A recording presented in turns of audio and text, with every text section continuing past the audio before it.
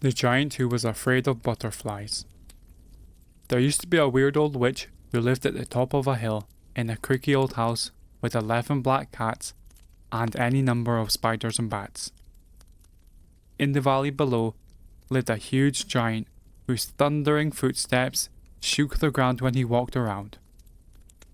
The witch disliked the giant because every time he went walking, the ground shook so much that the bats kept tumbling from her ceiling and plopping into her lap or in her soup.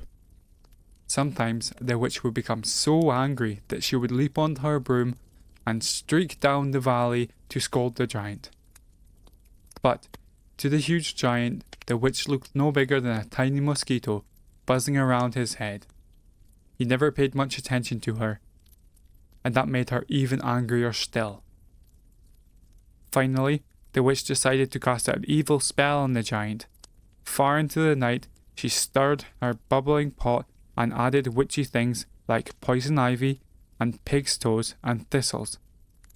She muttered and crackled and screeched until at last the spell was ready. Then she rolled her eyes and croaked. Boil and bubble, witch's brew. I'll fix that giant when I'm through. Boil and bubble, witch's brew. I'll fix that giant when I'm through. When I've cast my evil spell, tomorrow he won't be so well. My spell will play tricks on his eyes to make things look twice his size. The next morning, the giant opened his eyes and looked to see what sort of day it was. The first thing he saw was a squirrel scampering up a tree. Because of the witch's evil spell, the squirrel looked 2 times bigger than the giant. With a frightened roar, he leaped backwards and knocked down 3 trees. A bird landed on the grass to hunt worms. To the bewitched giant, the birds looked twice his size. This time, he fell into a pond and splashed out most of the water. Everything the poor giant saw looked bigger than he was. A butterfly scared him silly.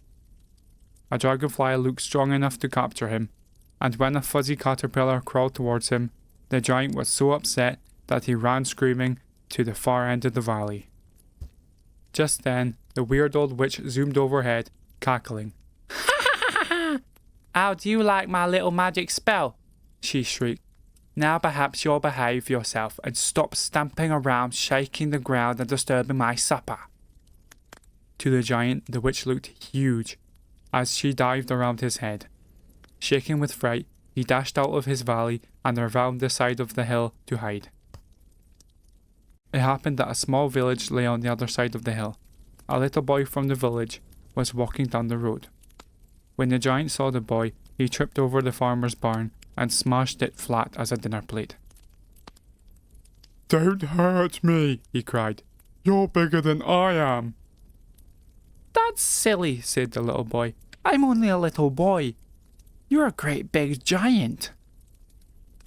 "I know," said the giant. "But the witch on the hill cast a spell on me, and now everything I see looks bigger than I am. I'm frightened by birds and worms and squirrels and butterflies and caterpillars, even little boys. I don't know what I'm going to do." The little boy sat down beside the giant and helped him think. After a while, he had an idea. "Maybe you need glasses," he told the giant. "If you wore glasses, you could again see things the way they really are. Why don't you come to the village with me and I'll ask an eye doctor to help you?" That idea pleased the giant very much. But as they walked along the road to town, a bee frightened him and he accidentally kicked over a windmill. A cow scared him so badly that he tripped and squashed a henhouse.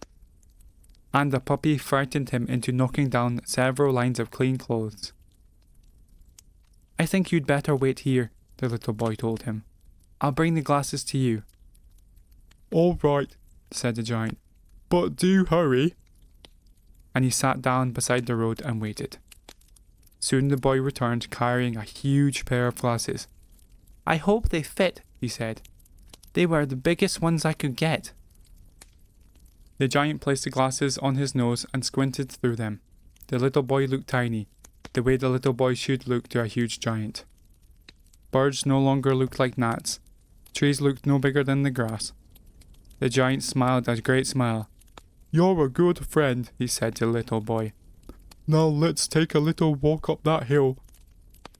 The giant carried the little boy up with him to the witch's creaky old house. She was not going to be pleased to see them coming. "Shoo! Go away, leave me alone."